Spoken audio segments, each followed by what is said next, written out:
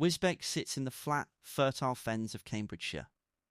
A small market town built on farming, food processing and, in the years before her death, a growing community of Eastern European workers who had come to the area for exactly that work.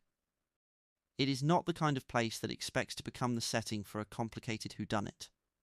But in May of 2010, it did. Jolanta Dumciuviene was 38 years old. She lived in shared accommodation on Milner Road, in a house occupied by several tenants. Many of them, like her, Lithuanian nationals who had come to Wisbech for work. On a Friday, police were called after concern grew for her whereabouts. Officers who attended the address found her dead inside. What followed was one of the more difficult and drawn-out murder investigations Cambridgeshire police had handled in years, a case a judge would later describe, after it finally reached its conclusion, as a complicated whodunit. In the immediate aftermath, the property on Milner Road was cordoned off, and it would remain so for several days as forensic teams worked the scene. Detective Inspector Martin Brunning, leading the investigation, made clear from the outset how central Wisbech's Lithuanian community would be to solving the case. Officers began house-to-house inquiries. Leaflets printed in Lithuanian were distributed to local employers, asking staff who might have known Jolanta or who might have seen her in the days before her death to come forward. It was an investigation that understood, from its earliest hours, that the answer likely lay close to home, among people who already knew her, rather than in the actions of a stranger passing through town. A post-mortem examination would in time establish how Jolanta died. Investigators were dealing with a killing that had taken place inside a residential property shared by multiple tenants, a scenario that immediately narrows the pool of people with both the access and the opportunity to have been responsible.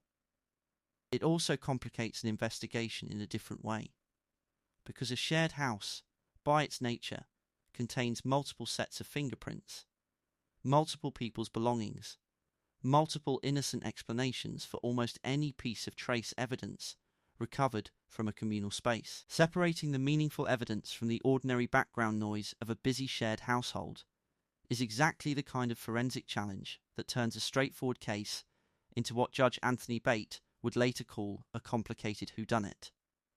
That description turned out to be more than judicial colour. Detectives investigating Jolanta's death did, at one stage, arrest and charge a man with her murder. It would not be that man who was ultimately convicted. As the investigation continued, an intelligence analyst named Dave Stassi was asked to go back through the information that had been collected on other individuals who lived at the shared accommodation on Milner Road, essentially re-examining a much wider circle of people who had access to the house, rather than accepting the initial charge as the final answer.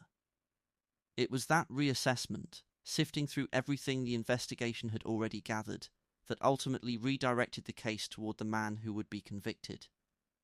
That man was Tomas Akas, 26 at the time of his trial. Akas was not a stranger to Jolanta. He had worked alongside her at the Del Monte canning factory in Wisbech, one of the town's major employers and a workplace, like much of the surrounding area, that drew heavily on Eastern European labour. He also lived next door to her on Milner Road. In the language investigators use again and again in cases like this, Akas had both proximity and history.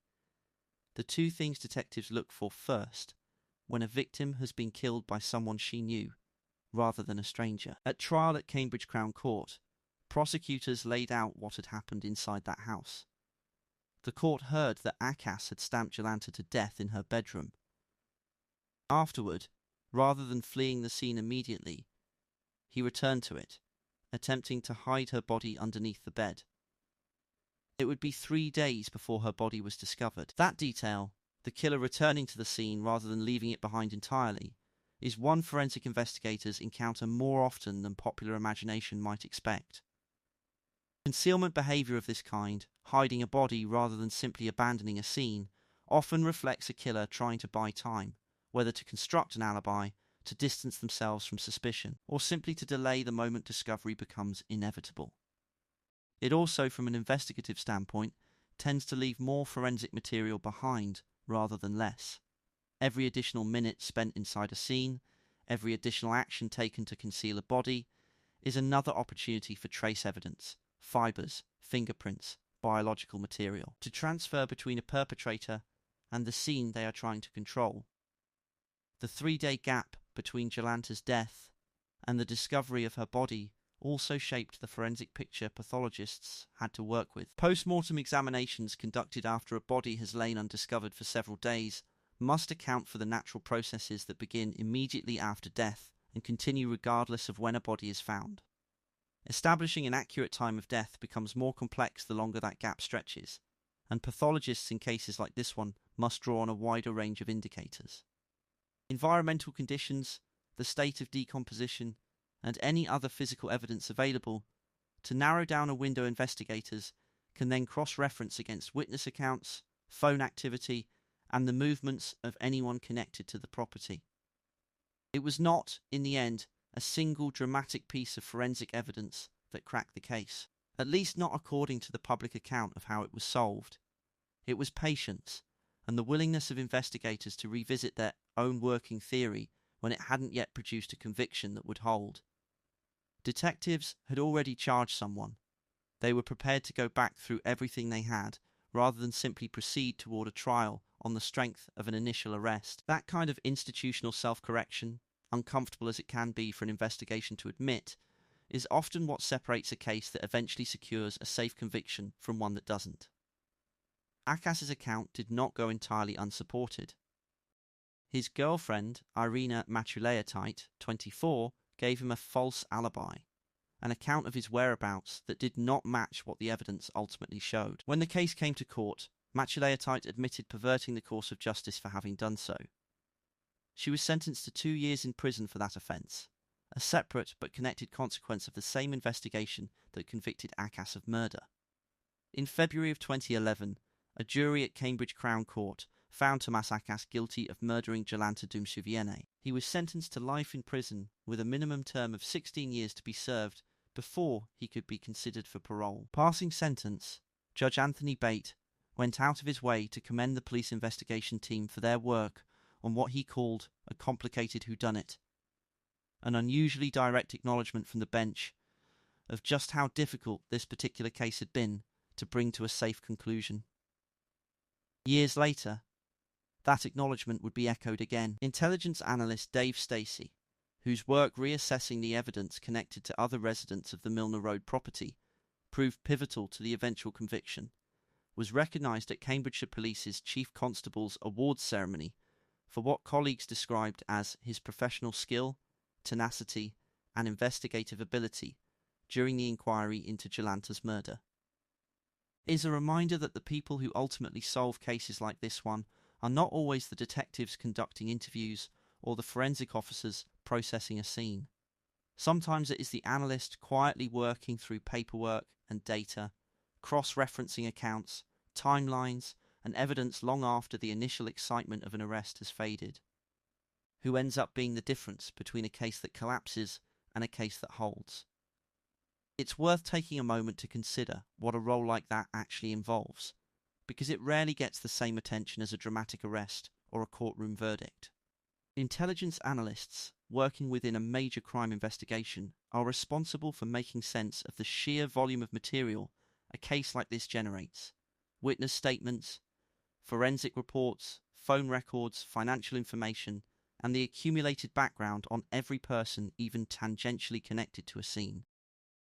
In a shared house on a residential street, that could mean dozens of individuals passed through the property in the weeks surrounding a killing, current tenants, former tenants, visitors, co-workers, and acquaintances. Sorting through all of that, identifying which threads deserve further investigation and which can be safely set aside, is exactly the kind of unglamorous, meticulous work that rarely makes it into the popular imagination of how murders get solved, and exactly the kind of work that, in this case, proved decisive. There is also something worth saying about the wider context this case sits within. Wisbech, like a number of towns across eastern England, saw significant growth in its Eastern European population in the years surrounding Jolanta's death, driven largely by agricultural and food processing work in the surrounding fens. That community, in this case as in others, became central to how the investigation was conducted, from the Lithuanian language leaflets distributed to local employers in the case's opening days to the reliance, ultimately, on details that emerged from within that same community of tenants and co-workers on Milner Road. Investigations like this one depend heavily on trust, on witnesses and neighbours feeling able to come forward with what they know, particularly within tight-knit immigrant communities where that trust cannot always be assumed. That detectives were able to build the case they eventually did, reaching back into the same shared house where Jolanta lived and died, speaks to work that went well beyond the forensic examination of a single bedroom. It is also worth saying plainly what the physical act at the centre of this case actually was. Jolanta Dumciuviene was stamped to death, a form of fatal assault that leaves its own distinct signature for a pathologist to read. Injury patterns consistent with a foot or feet rather than a weapon, often concentrated around the head and upper body, frequently inflicted with an intensity and duration that a courtroom, hearing the post-mortem findings read aloud, cannot help but reckon with directly. It is among the most personal and immediate forms of fatal violence there is, requiring no weapon, no premeditated tool, only proximity and intent. That the person responsible turned out to live next door and to have worked alongside her at the same factory floor only underscores how often, in cases exactly like this one, violence of this kind grows out of relationships and circumstances that already existed, rather than erupting from nowhere. The concealment of Jolanta's body beneath her own bed, inside the same room where she died, adds a further difficult dimension to the case. It meant that for 3 days, in a house where other tenants continued to live and move about their daily routines, her body remained undiscovered in the room next to theirs. That detail alone illustrates something forensic investigators encounter often in cases involving shared or multi-occupancy housing. A strange, sometimes unsettling gap that can exist between physical proximity and actual awareness. Neighbours going about ordinary life within feet of a crime none of them yet knew had occurred. When the investigation finally reached its conclusion nearly a year after Jolanta's death, it did so with 2 separate convictions rather than one, a reflection of how thoroughly Cambridgeshire police had worked to establish not just who was responsible for the killing itself, but who had attempted to help conceal it afterward. Irina Mataleotait's false alibi represented exactly the kind of obstruction that can derail an investigation if it goes unchallenged, and the fact that it, too, was identified, tested, and ultimately proven false in court speaks to the same tenacity that earned Dave Stacey his commendation.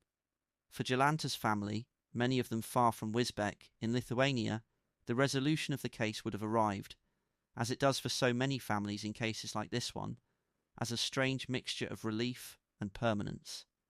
A conviction cannot undo a killing.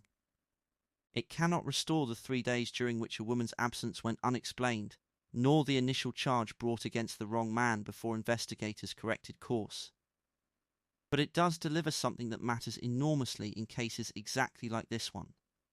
A legal, evidenced, and finally accepted account of what happened inside that house on Milner Road, and who was responsible for it. That, in the end, is the shape this case takes, the shape so many cases in this genre take. An ordinary town, an ordinary street, a killing inside an ordinary shared house between people who already knew each other, an investigation that did not proceed smoothly in a straight line from crime to conviction, but doubled back on itself, corrected an early misstep, and eventually arrived, through patient, unglamorous analytical work, as much as through dramatic forensic breakthrough, at an answer solid enough to survive a jury's scrutiny and a judge's sentence. Jolanta Dumciuviene was 38 years old. She had come to Wisbech, as so many of her neighbours had, for work, and found instead the end of her life inside the walls of the very house she called home. Her case stands as a reminder of something true across nearly every investigation featured in this series: that violent death, however shocking, is rarely inexplicable once an investigation is given the time, the resources, and the willingness to look again at what it thought it already knew. It's worth spending some additional time on the mechanics of a jury trial like the one that ultimately convicted Thomas Ackas, because unlike some cases in this series, this one did not end in a guilty plea. It ended in a contested trial, with a jury hearing the prosecution's full case and reaching its own conclusion. A murder trial at Crown Court level in England and Wales typically unfolds over days or weeks, depending on the complexity of the evidence. Prosecution and defence each open with an outline of their case. Prosecution witnesses are called and cross-examined. Forensic and pathology evidence is presented, often by expert witnesses whose sole role is to explain technical findings in terms a jury without any scientific background can understand and weigh fairly. And finally, both sides deliver closing arguments before a judge sums up the law and the evidence for the jury. The jury then retires to consider its verdict, a process that can take hours or, in more complex cases, days, and in England and Wales, a verdict need not always be unanimous, since courts can accept a majority verdict under certain conditions if a jury has deliberated for a sufficient period without reaching unanimous agreement. In a case built substantially on circumstantial and forensic evidence, as this one appears to have been, the burden on the prosecution is to establish guilt beyond reasonable doubt, not through a single decisive piece of proof, but through the cumulative weight of everything presented, physical evidence from the scene, post-mortem findings establishing cause of death, the defendant's own actions after the killing, including any attempt at concealment, and any evidence of deception, such as a false alibi, that suggests consciousness of guilt. Each element on its own might be explainable. Together, presented coherently to a jury, they can become difficult to answer. That is very likely part of why the false alibi Irina Macileatype provided mattered so much to the case, and why she was ultimately prosecuted separately for providing it. An alibi that doesn't hold up under scrutiny does more than simply fail to protect a defendant.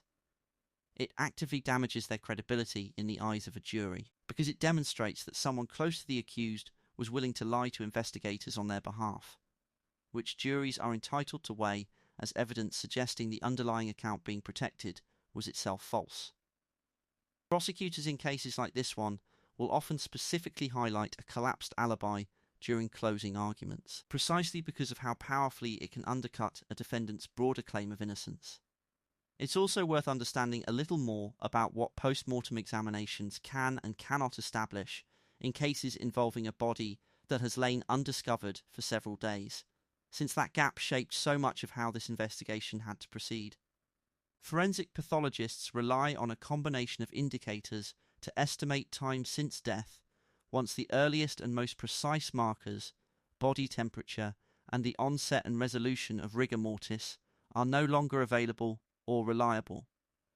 These include the extent and pattern of liver mortis, the settling and staining of blood within tissue after circulation stops, the degree of natural decomposition already present, taking into account ambient temperature and conditions within the room where a body was found, and, in some cases, entomological evidence, the presence and developmental stage of insects that colonize a body according to a well-studied and fairly predictable timeline.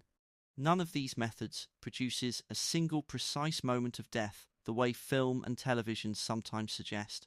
Instead, they produce a window, often a range of hours or even a day or more, which investigators then have to cross-reference against everything else they know: phone activity, witness sightings, and the movements of anyone with access to the scene, to narrow down what actually happened and when. The concealment of Jolanta's body beneath her own bed also matters forensically in a way worth explaining further.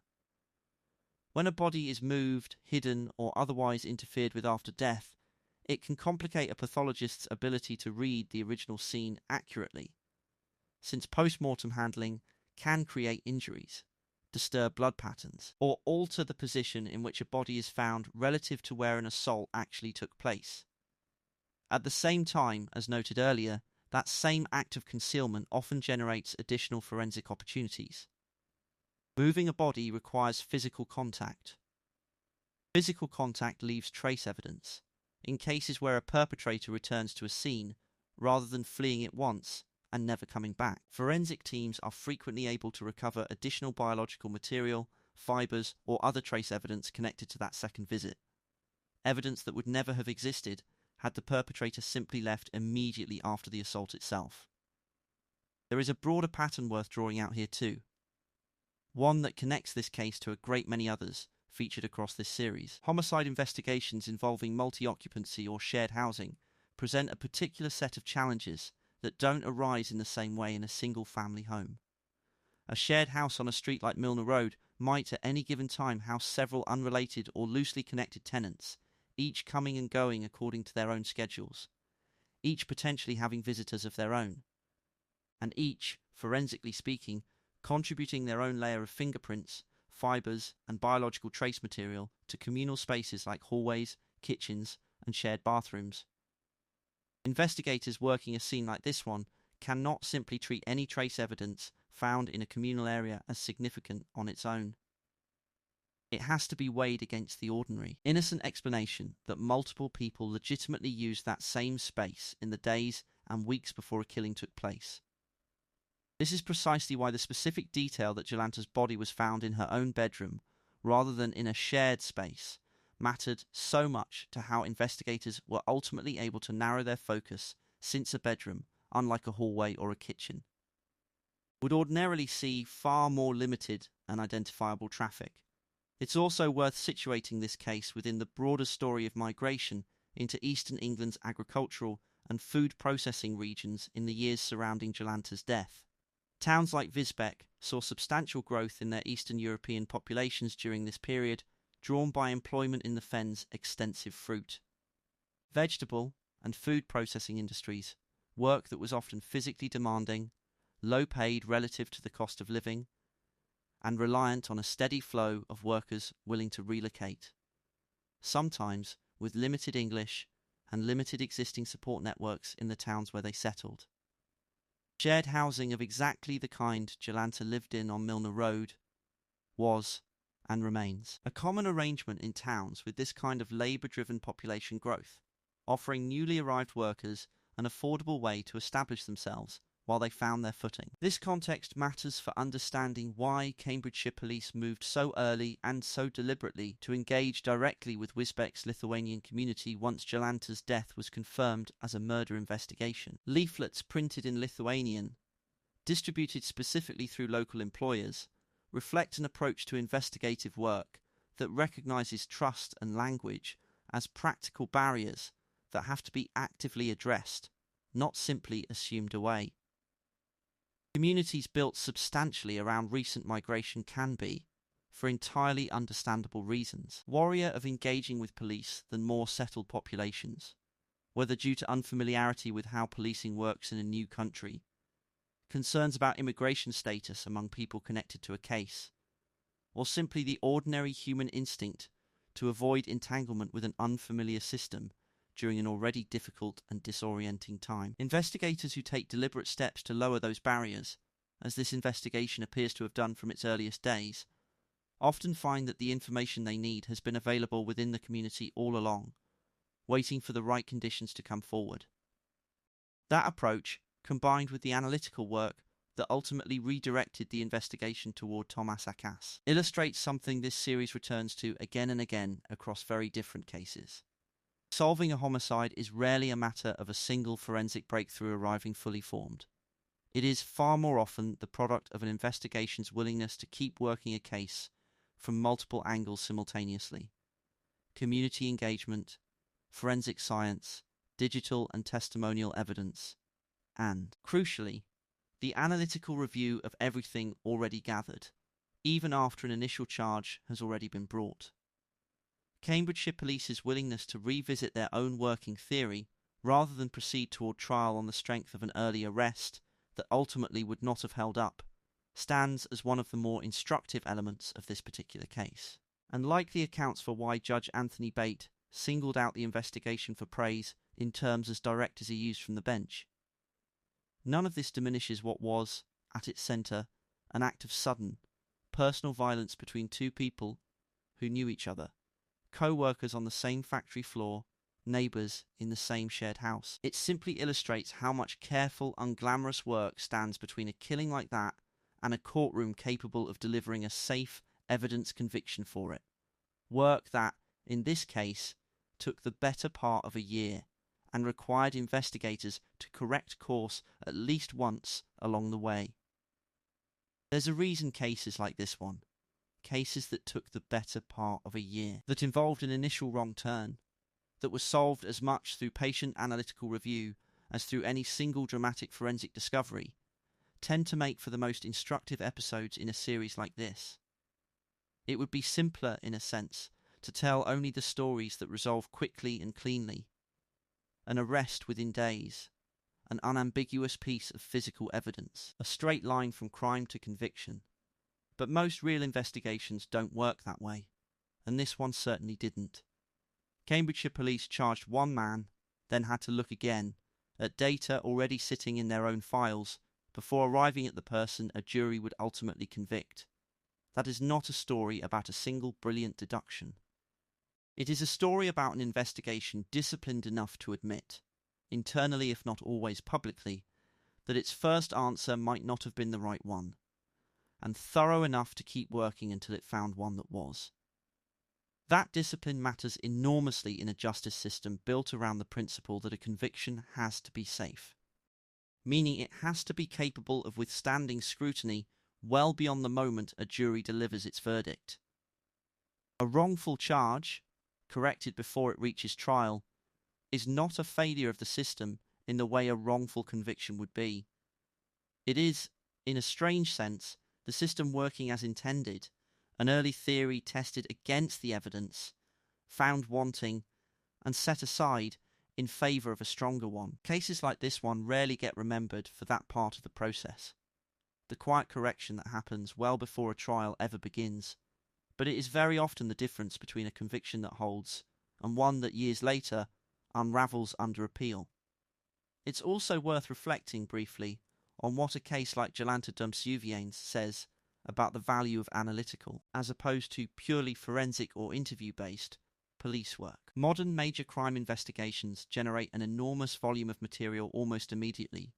Statements from everyone in a shared house, employment records, financial information, phone data, forensic reports from multiple specialists, each arriving at its own pace, and each requiring careful cross-referencing against everything else already gathered. An individual detective, however skilled, cannot hold all of that in their head at once, particularly not across the months a case like this one can take to resolve. The role an intelligence analyst plays, methodically working through that accumulated material, looking for patterns, inconsistencies and connections that might not be obvious to investigators focused on a single active line of inquiry, has become an increasingly central part of how serious crime gets solved in modern British policing.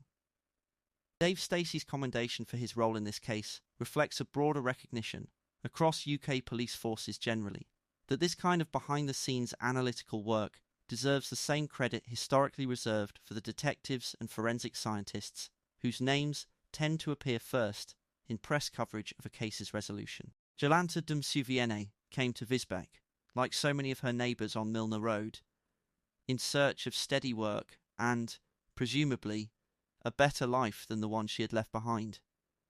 She found both for a time at the Del Monte factory, where she worked alongside the man who would eventually kill her. That she died inside her own home, at the hands of someone who lived next door and clocked in beside her on ordinary working days, is a detail worth sitting with rather than rushing past, because it captures something this series returns to again and again, in case after case, across towns and cities that could hardly be more different from one another on the surface. The people closest to us, geographically and socially, are not automatically the people we are safest around. Most of the time, of course, they are. But when they aren't, the consequences unfold in exactly the kind of ordinary setting: a shared house, a factory floor, a quiet residential street. That makes a case like this one so difficult to see coming, and so important to investigate thoroughly once it has. This has been a factual account based on public reporting of a real criminal case. All names, dates, charges and sentencing outcomes specific to Jolanta Dumciuviene, Thomas Akas, and Irina Matulaitite reflect matters of public record as reported by UK news outlets covering the case. General commentary on forensic methodology, investigative procedure, and the broader social context of the case has been presented in a documentary storytelling style for pacing and context.